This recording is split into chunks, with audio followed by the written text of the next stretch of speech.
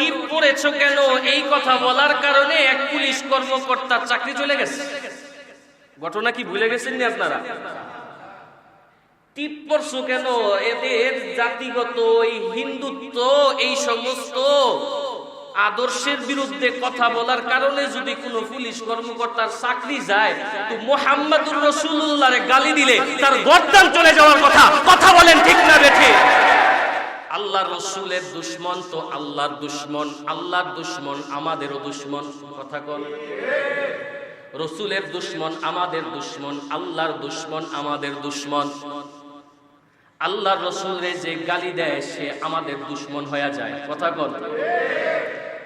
রাসূল করিম সাল্লাল্লাহু আলাইহি ওয়াসাল্লাম কে আপনারা জানেন, বাংলাদেশ এই কয়েকদিন আগে সোশ্যাল মিডিয়া নিউজটা ঘুরে বেড়াচ্ছে।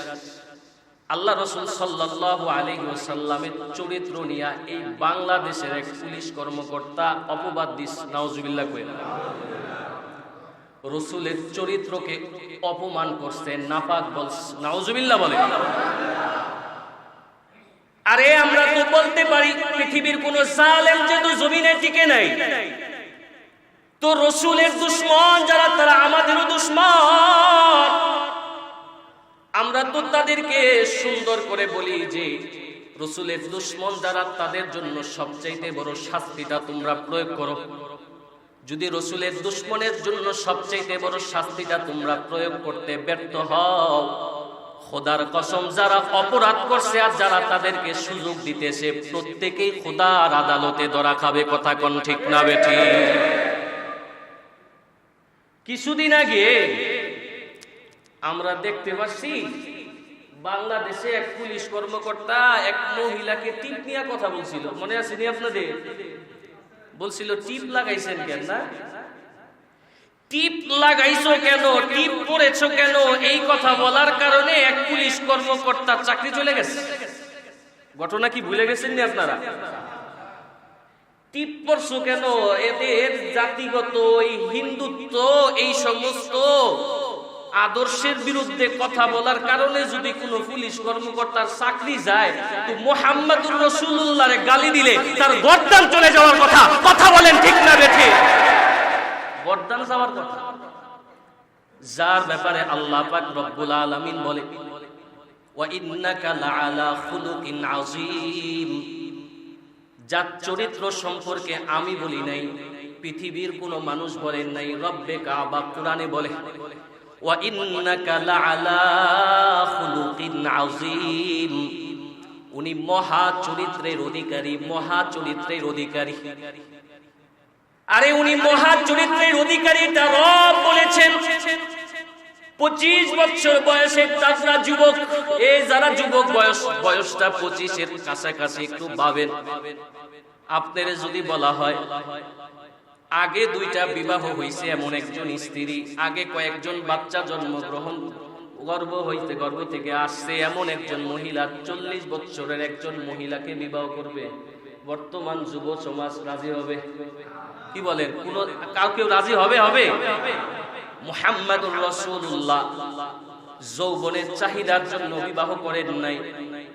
মুহাম্মাদুর রাসূলুল্লাহ আদর্শ ছিল পৃথিবীর শ্রেষ্ঠ আদর্শ। 25 বছর বয়সে 40 বছরের নারীরে বিবাহ করছে। সুবহানাল্লাহ। ধারাবাহিক বিবাহগুলো আল্লাহর পক্ষ থেকে আসছে, কারণে করা লাগছে। আল্লাহ পাক হুকুম করেছেন, আদেশ করেছেন, তো করা লাগছে। মুহাম্মাদুর রাসূলুল্লাহ সাল্লাল্লাহু আলাইহি ওয়াসাল্লামের আদর্শ নিয়ে যারা কথা বলে, খোদার কসম তাদের জন্মে ঠিক হতে পারে না। তাদের জন্ম যদি কারো ঠিক হয় তো মুহাম্মদ নিয়ে কথা বলা যায় না। জন্ম ঠিক থাকলে আল্লাহরে গালি দেওয়া যায় না।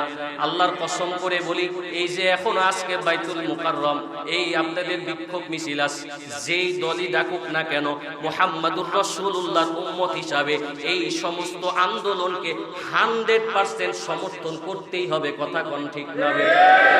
এটা রাজনৈতিক মিছিল না, এটা ঈমানের মিছিল। আমরা তো আপনাদের কাছে অনুরোধ করি সর্বোচ্চ শাস্তিটা তাদেরকে দেন।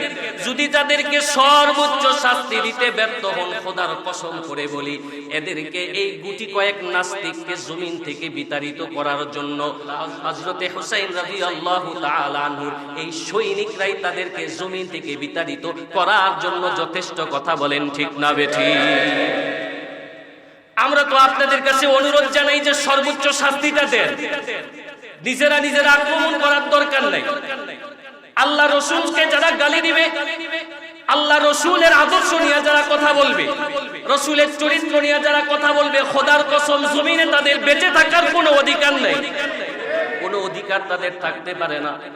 আল্লাহ পাক যেমন সব জালেমদেরকে দুনিয়ার জমিন থেকে বিতাড়িত করেছে, মনে রাখতে হবে আল্লাহর দুশমন যারা, নবীর দুশমন যারা, তারা শুধু নয় বরং তাদের বংশ এই জমিন থেকে ধ্বংস হবে। কথা বলেন ঠিক না বেঠিক?